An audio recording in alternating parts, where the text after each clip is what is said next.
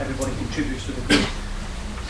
It's worth reminding ourselves that the topic of today's discussion is really about growth and how do developing countries in particular escape poverty if they're faced with the kind of science that you laid out, Kevin, and the kind of technological challenge that was laid out by Jeremy Rifkin. As usual, we're on the record. The rules of engagement are that you say who you are, you say something interesting, you preferably don't just ask a question, and we'll have a conversation, see where it goes, and we've got about half an hour. Were you waiting? No? Who'd like to start? You want to start? What do you think of Jeremy Rifkin's presentation? I agreed with a lot of it, but I found it really depressing. And yours wasn't? Well, yeah, because I just think that the two things we're missing there were humans and institutions. So I think on planet Zog, where they're all robots, that'll work wonderfully.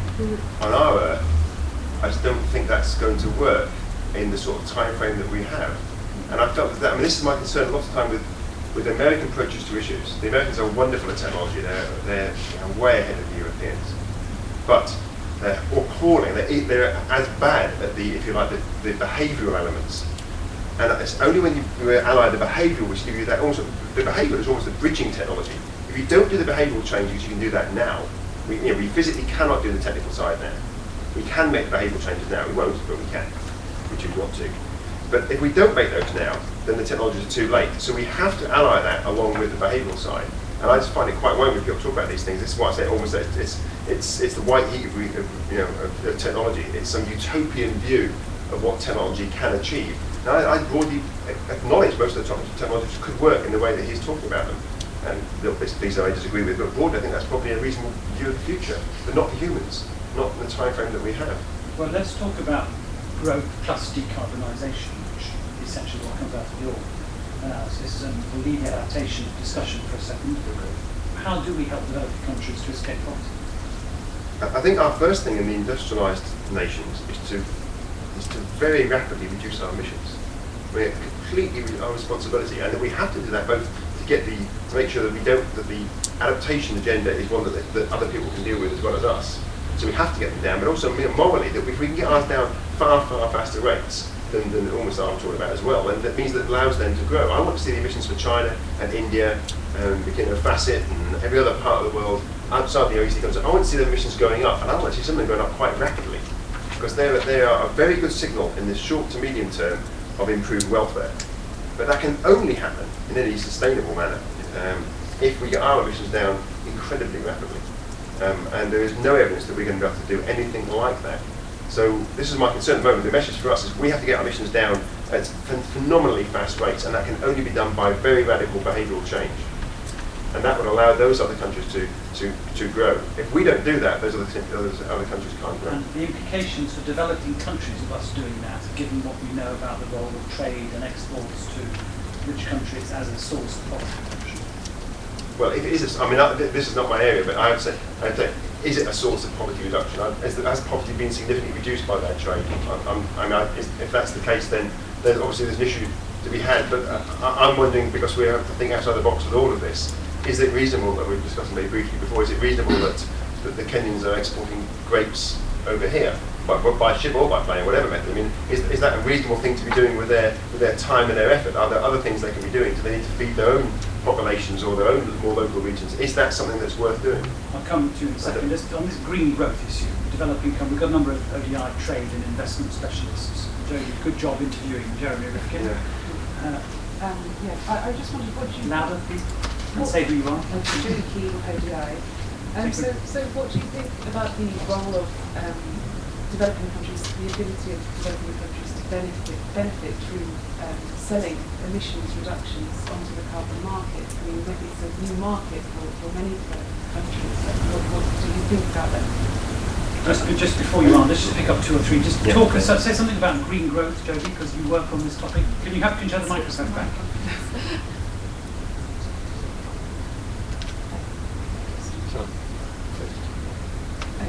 Hold it close. So, I mean, how might green growth look like? What might green growth look like in developed countries? And what might it look like in developing countries? I mean, because for those people that have looked at carbon markets, they're intrinsically linked, but the kind of growth patterns might be different. You know, we might continue with our consumption and increase emissions, certified emissions reductions in developing countries.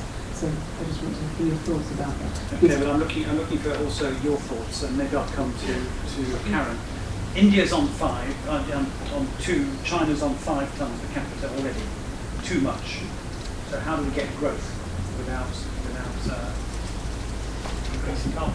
Yeah, I mean, one question I was going to ask really is about the whole issue of carbon leakage and the fact that, you know, a lot of as you said, no country has actually decarbonised. What they've done is pass on the responsibility for production to another country, and that's presumably a way that this could happen in this situation as well, and that's a huge opportunity potentially for developing countries to move into markets they've never otherwise been able to serve if people are willing to invest in them industrialising enough to provide that. But that's obviously also a problem in terms of actually getting a reduction in emissions down. So what is your view about that?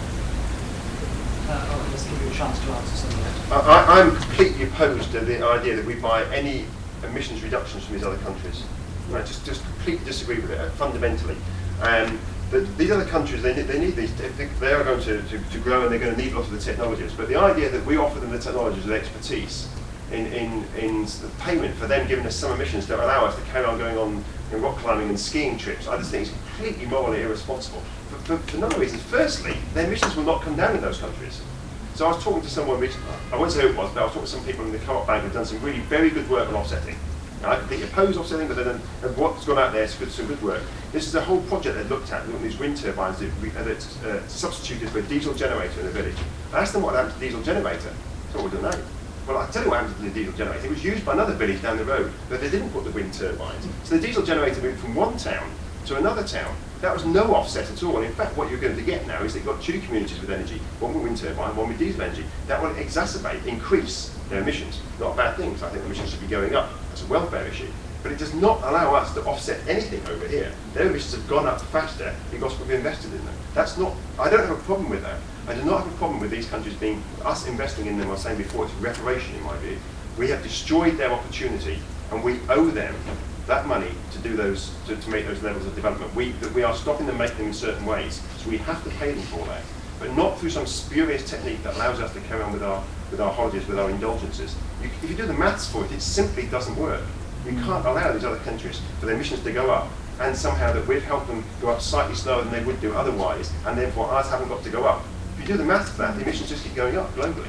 So it's a completely spurious approach. The CDM, all of these techniques, in the absence of global caps, meaningful global caps, they have nothing to do with the climate change agenda, other than appeasing our short-term conscience. So you might not agree with that. I don't fully agree with that as an approach. And then also, then you said about green growth in developed or developing countries. I do not think we can have green aggregate growth in developed countries. I just don't think it's there. We can have it in sectors, but I think we have to accept that in the developed countries that we are going to have a reduction in what we call growth, not necessarily welfare, given that our welfare flatlined from the 50s onwards. You know, in the 50s, our GDP was about a third of where it is now, and yet we've not seen a significant increase in welfare in the industrialised nations since the 1950s. So there's some argument to be had as to actually, well, we did live in a low carbon lifestyle and reasonable levels of welfare. For the developing countries, I think, of course, their growth should be going on. There should be green growth for them. What that means are all the things that Jeremy Potts spoke about. That's green growth out there for you, but they need to be doing that. But they're building infrastructure like there's no tomorrow. We're not. We're just replacing an existing infrastructure. We're not starting from scratch. So there's very big differences between the OECD and non-OECD. We're just replacing power stations, and that's slightly faster than we do normally, with slightly better versions than we would do. They're starting from scratch and building a whole new infrastructure. They're very different beasts. 1, 2, and some others. Please say who you are. Yes, There's a microphone coming. Sorry.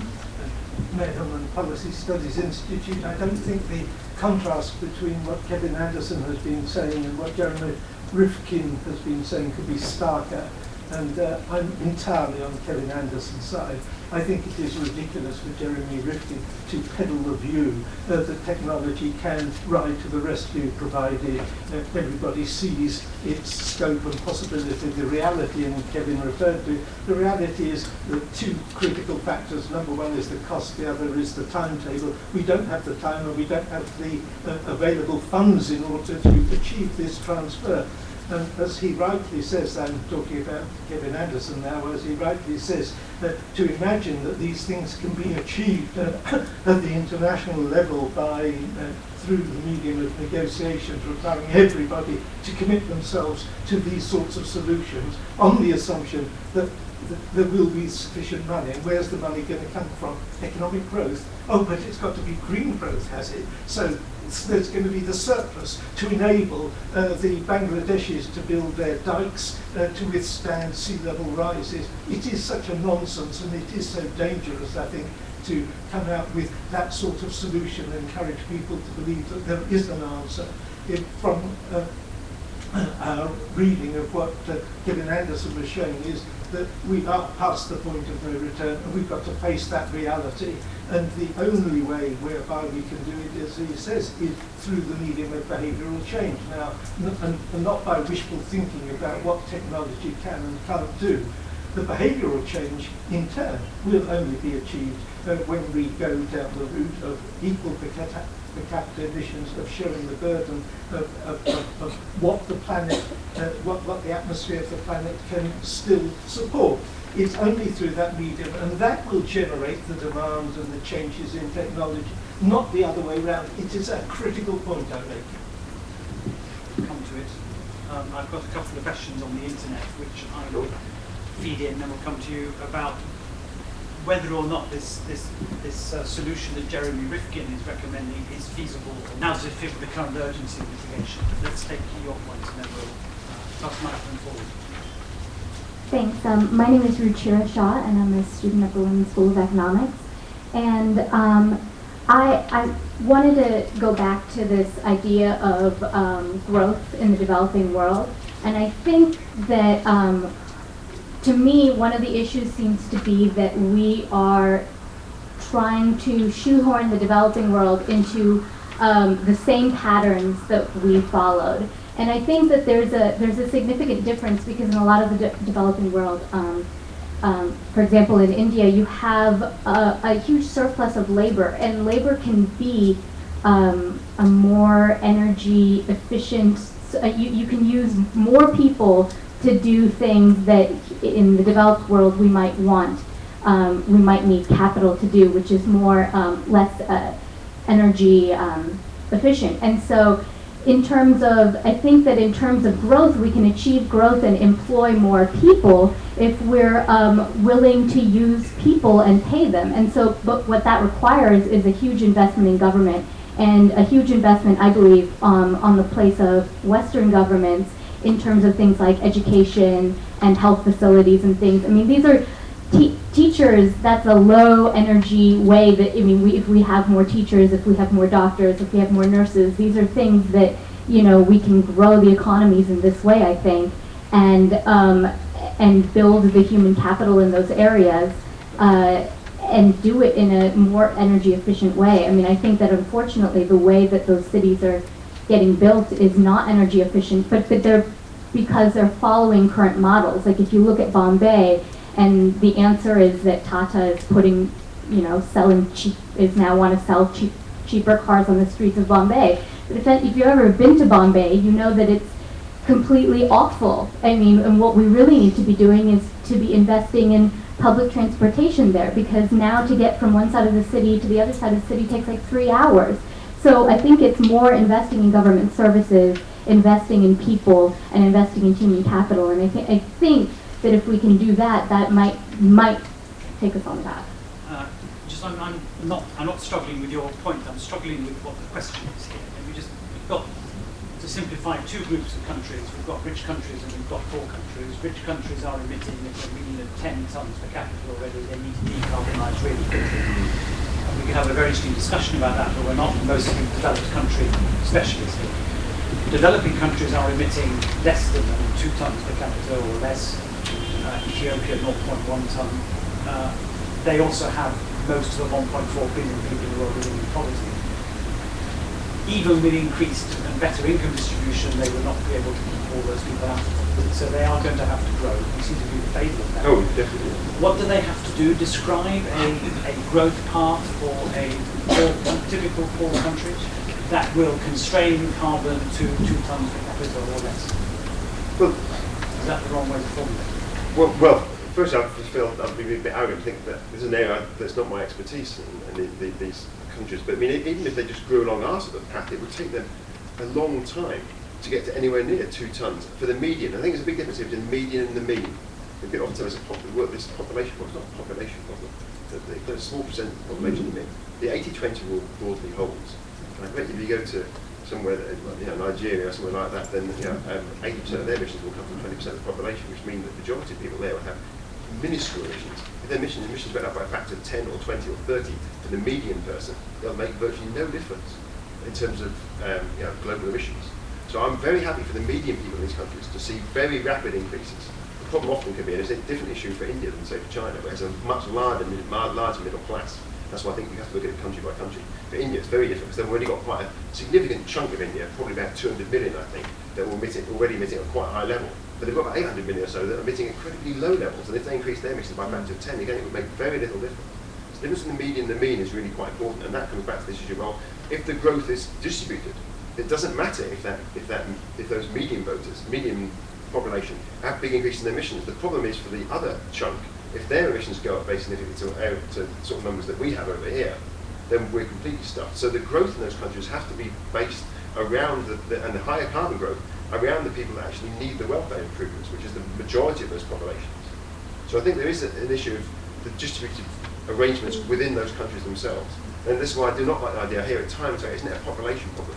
Well, the population density is actually much greater in Europe than it is in most of the countries. China's population density is, I think, about a quarter of that for the UK. So if you compare it with England, it's probably about an eighth of that for England. So we are the dense countries, the ones in Europe, not China. I mean, there are some other examples out. I don't know what population density is for India, but it's probably not much different than the mean for Europe, I would have thought. But you're very sceptical about the scope for green growth in developing countries because Well, I mean, it's the funds that are required in order to generate the. Of course, all these things are possible in theory. In practice, there is now that we've seen how grave is the situation because the science has now resolved. We don't have the time to do this. And the only way is, as I say, the imposition of a cap, fairly distributed across the world's population. And that is the mechanism whereby the change will have to occur. And I doubt, and this is my pessimistic side coming out, I doubt very much that the world population, particularly the developed world population, is prepared to go down that route. So we are F-3. Can I just ask, you mean all the experts in this, what does welfare mean? How do you improve welfare in these countries? I mean, what are the indicators of improving welfare? Forget growth for a minute, just improving welfare in these countries. What are those indicators? That is a big question, which I'm not sure we want to go down in detail, but we can send Well, the session is about green growth, and I just think we need to be clear what it is that we're saying to developing countries about economic growth. Are you on that topic? Try. Rachel Tiny, independent researcher. These are some thoughts that I'm trying to play with in my mind, and I'd be interested to hear if this relates to what you want. I was interested from Rifkin's presentation on the idea of co-evolution of social technologies and physical technologies, and I'd like to bring into that also philosophical technologies.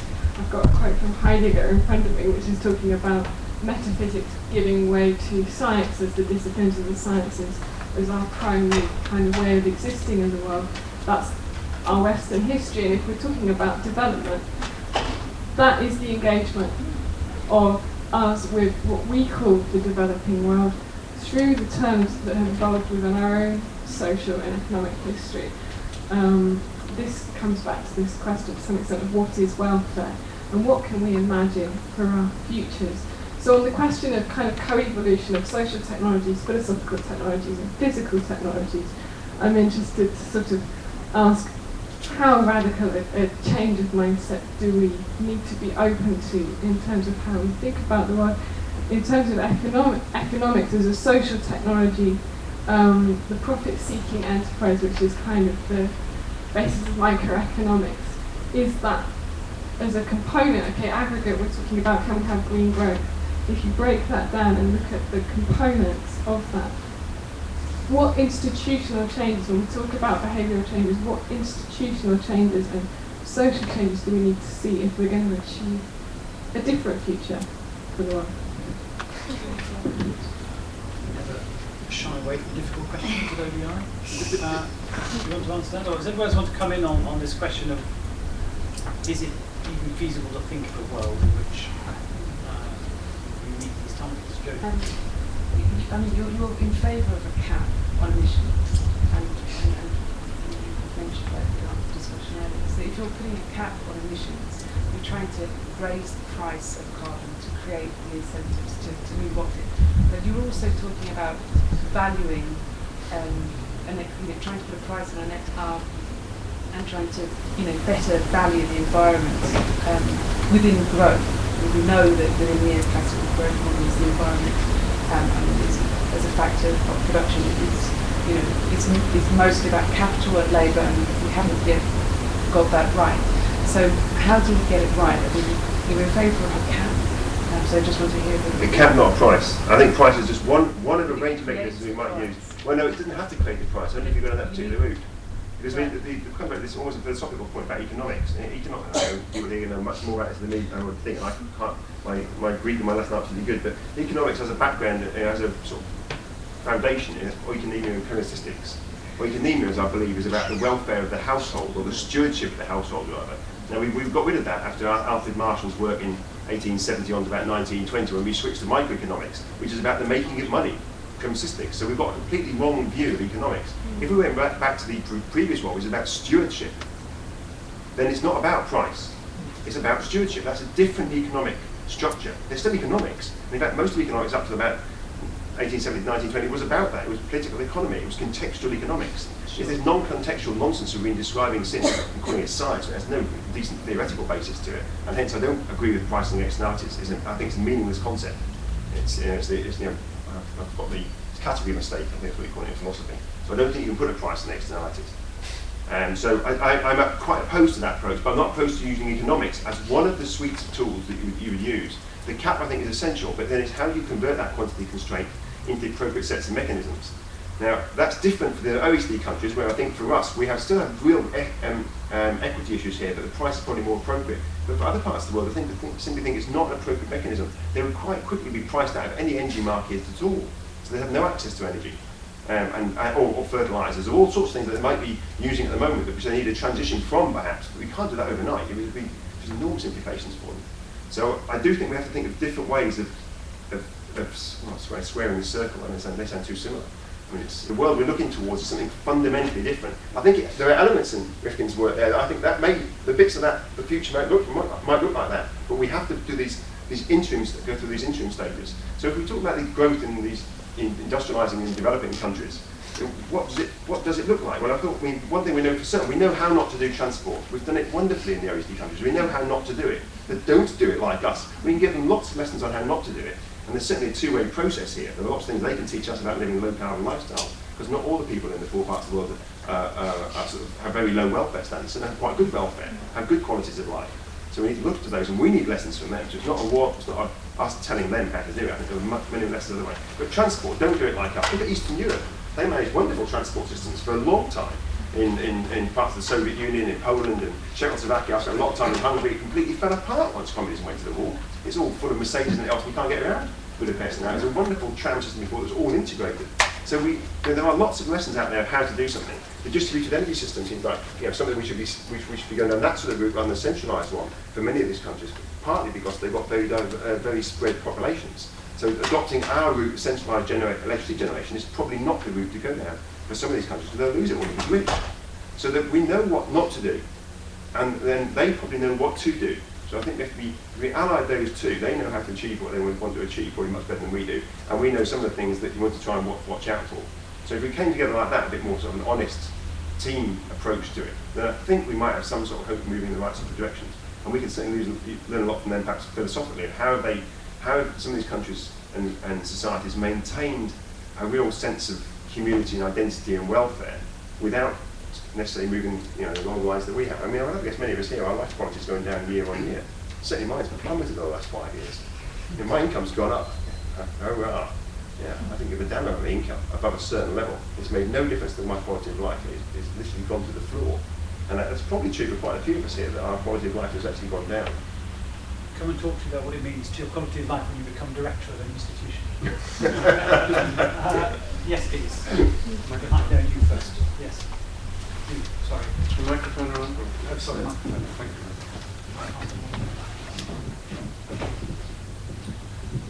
Thanks, David Wasdell. I direct the Apollo Gaia project, which is the feedback dynamics research program, which I think is what you were referring to once or twice in your talk.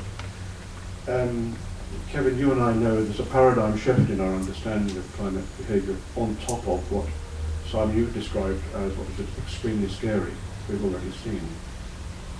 I was with Jim Hansen at a workshop in June, and he was then looking at the 6-degree output for the 450 parts per million CO2 question. We were aware that he was not taking into account some of the fundamental feedbacks, nor of their relationship to each other, which accelerates climate change even further.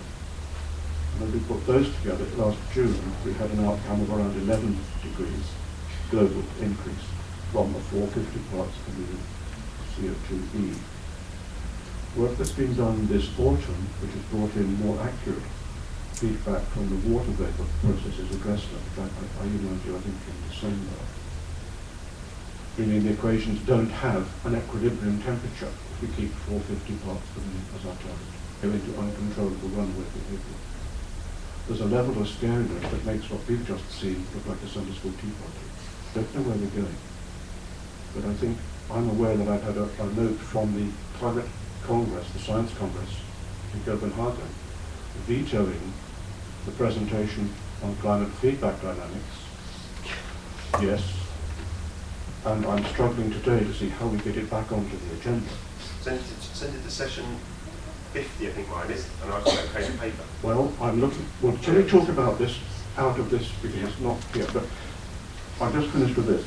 Increasing the use of fossil fuel-based energy and the consequent emissions is no longer a viable strategy for the reduction of poverty. Because if we go on putting out those emissions, the level of increase of impoverishment globally will outstrip everything we've seen before. And I think we have to take that into account.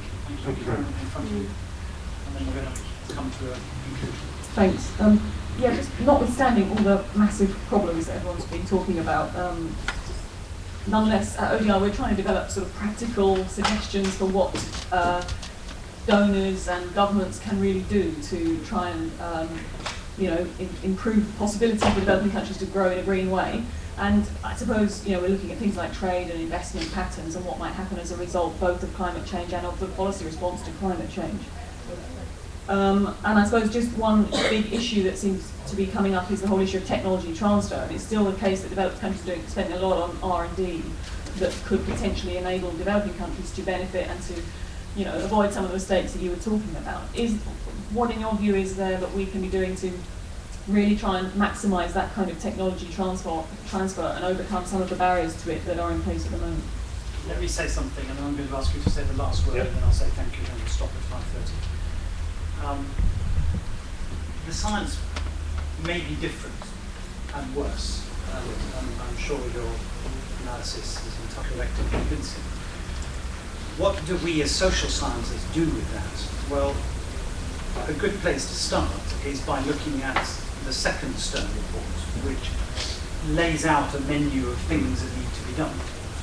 Cap and trade provides us with a mechanism for deriving the price of carbon and forcing investment decisions to take account of the price of carbon. There are mechanisms for transfer of technology, for development of technology, and for transfer of technology. There are numerous financing mechanisms being discussed within the climate change negotiations which generate money and transfer it to developing countries. Now, the science being worse may or may not invalidate those kinds of mechanisms. My starting point would be to say it doesn't invalidate the method. What it may do is require, for example, a smaller cap and therefore a higher price of carbon, a different way of generating and managing financial flows, a larger investment in technology and a more rapid transfer of technology.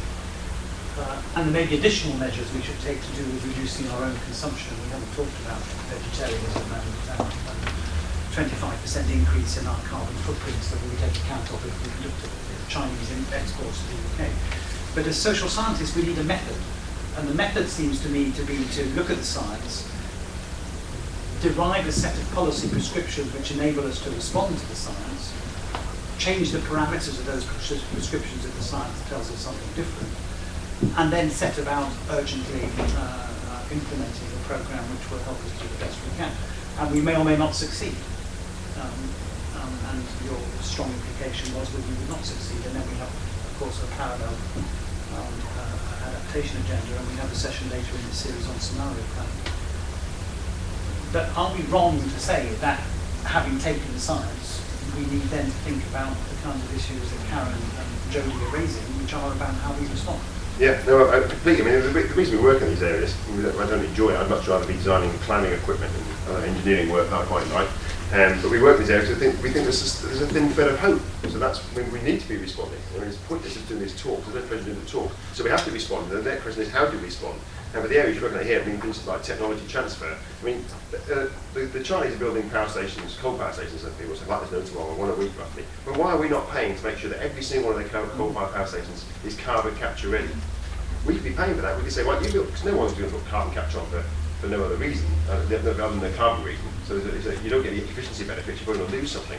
But we could simply say to them, they're paying whatever, their price of building is much lower than ours. They're probably paying 200 to 300 pounds a kilowatt to build their power stations. And if they wanted to make it carbon capture ready, it might be another 100 pounds per kilowatt. Right, fine, we'll give you 100 pounds per kilowatt. You build the power station, we'll give you the money additional to make sure they're all able to have carbon capture and storage relatively efficiently when it actually comes up and put it in place. Preferably actually pay for them to put it in place, but there's still some technical issues to deal with it. But we should be paying for those sort of things. But for the wind turbine designs that are appropriate for these nations, we know those things. We know what we should be doing there, and we should be helping them with those sort of technologies. There are many technologies that we could be assisting with, and often just paying the incremental difference between the existing, the technology they might put in place and the technology that is one that's low carbon. We should pay that incremental difference. It's not, not as an offset for our emissions, not as a CDM, simply because we owe them. We owe them a huge amount, so we should be paying for that. But it's that difference between them, I think.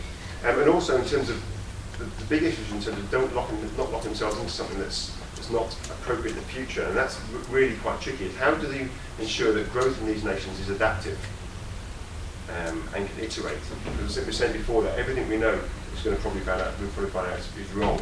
Every time we move down a certain route, we'll have to change it quite significantly because of things that are occurring around it. It's in quite a volatile world, it looks like, in terms of the future of the climate side alone. So we've got to find mechanisms where we can embed sort of adaptive capacity in the structures that we put in, the buildings that we build and the infrastructure that we put in, the sciences that we develop. Now, quite how we do that, I don't think we're that certain about yet. But there are certainly, there's an issue of resilience here. Actually, most resilient societies are not the wealthy societies. If our lights go off and the supermarkets are a bit empty, we will starve in about 4 days. Our people in the world can perfectly manage with no lights and not much food. They know how to do it. So there's a lot of resilience already embedded in a lot of societies around the world. We need to say, how do you maintain resilience? How can you foster that in these potentially very volatile futures? So I think this adaptive capacity bit is hugely important, underestimated, underplayed, and probably poorly researched at the moment. So we need to be looking at that. In terms of grid issues, I think there's issues of electrical storage that we talked about there, and hydrogen, that we need to think about these things as we're building the technical infrastructure for these countries. Are they appropriate? How do we do them? Should they be centralised? Should they be distributed? But I think those elements need to be embedded in there, particularly to the electricity. Because if you want energy, and this is an energy discussion, if you want energy, the easiest thing to do for decarbonising energy or having low carbon energy is to use electricity. Because you can do something about that. The intermittent, the distributed sources like oil and so forth are very difficult to get rid of. It's very, very difficult to replace once you've got them in place.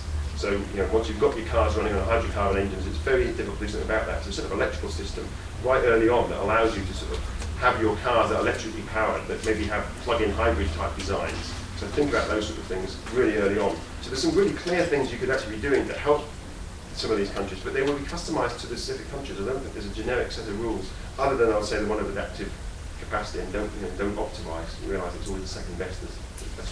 Rounding on there. And the urban issue that we mustn't lose in our future discussions, and the issue. Yes, yeah.